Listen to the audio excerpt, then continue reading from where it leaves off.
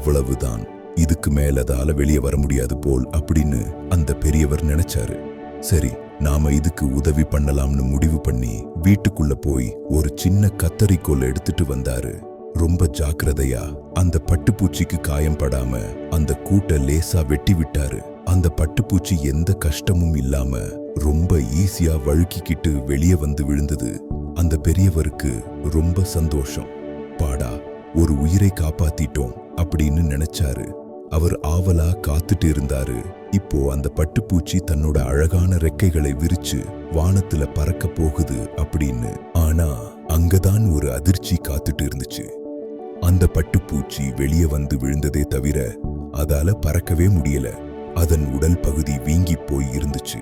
அதோட ரெக்கைகள் எல்லாம் சுருங்கி போய் சத்து இல்லாம இருந்துச்சு. அந்த பெரியவர் நினைச்சாரு, சரி, இப்போ ரெக்கைகள் விரியும், இன்னும் கொஞ்ச நேரத்துல விரியும் அப்படின்னு. ஆனா அது நடக்கவே இல்லை.